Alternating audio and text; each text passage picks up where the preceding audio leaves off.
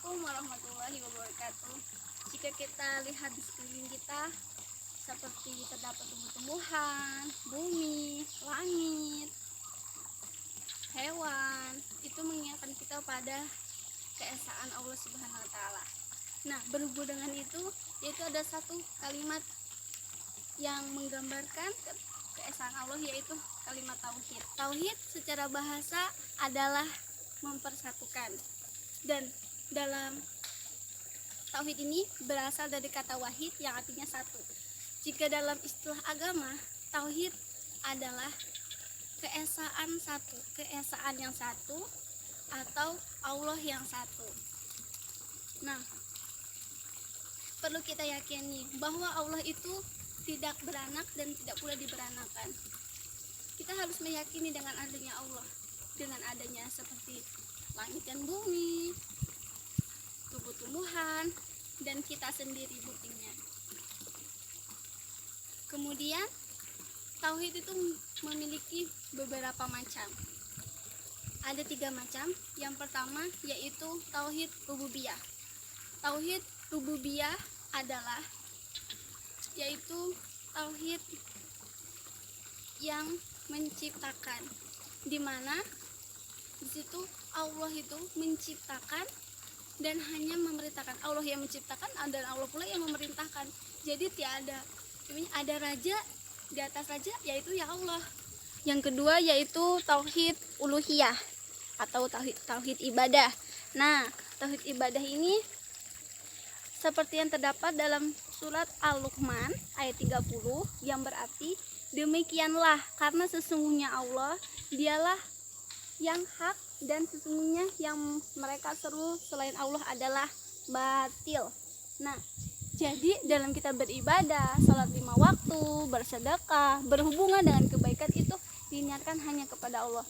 Tidak boleh misalnya kita bersedekah, kita misalnya memberikan santunan kepada 1000 anak yatim piatu, fakir miskin, itu meniatkan kita ria, kita sombong, tidak boleh. Tapi harus berniat semata-mata karena Allah. Dan yang ketiga yaitu tauhid asma wa sifat. Maksudnya Allah wa Jalla itu dengan nama-nama dan sifat-sifat yang memilikinya.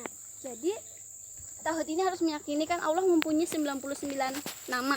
Ar-Rahman, Ar-Rahim, yang Maha Pengasih, lagi Maha Penyayang. Bahwa kita harus yakin bahwa Allah itu Maha Pengasih lagi Maha Penyayang. Nah, kemudian ada hukum-hukum yang terdapat dalam ilmu tauhid, yaitu hukum syar'i. Hukum syar'i ini hukum fikih. Hukum fikih itu adalah hukum yang berkaitan dengan perintah dan larangan Allah. Misalnya diperintahkan seseorang hamba melakukan itu, ya harus lakukan. Misalnya tidak, ya maka itu harus dihindari, seperti hukum wajib, haram, sunnah, makruh, dan mubah. Dan yang kedua yaitu hukum adi, yaitu hukum adat. Nah, hukum adat itu menetapkan sesuatu bagi sesuatu yang lain atau menolak sesuatu karena sesuatu itu ada karena kejadiannya berulang-ulang. Misalnya nih, api itu panas dan dapat membakar. Jika seseorang itu berpegang teguh pada kebiasaan yang telah diketahui bahwa api itu ya panas dan membakar kayak gitu, jadi ya udah bakal selama-lamanya, sepanjang hidup mereka akan diyakini bahwa api itu panas dan dapat membakar. Dan yang ketiga itu hukum akal. Nah, jika dikaitkan dengan hukum adat tadi adalah kebiasaan, misalnya contohnya api itu panas dan membakar, jika hukum akal itu ialah ditelusur lagi, jadi apa benar api itu panas dan dapat membakar. Nah, seperti itu. Kemudian yang selanjutnya itu ada aliran-aliran yang terdapat ilmu tauhid, seperti aliran salaf, aliran qadariyah, aliran jabariyah, aliran mu'tazilah, aliran karomiyah, aliran ahlu sunnah wal jamaah. Dan selanjutnya yaitu tujuan ilmu tauhid.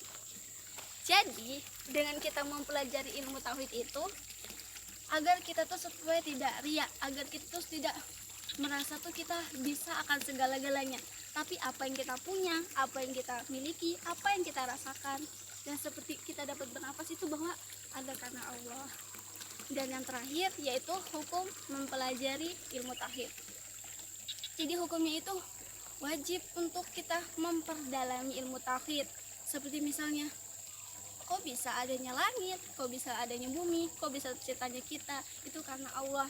Kayak gitu. Misalnya kayak tidak mungkin dengan sendirinya langit tercipta, bumi tercipta, hewan-hewan, tumbuhan dan yang lainnya itu ada dengan sendirinya, tapi ada karena atas izin dan kehendak dari Allah.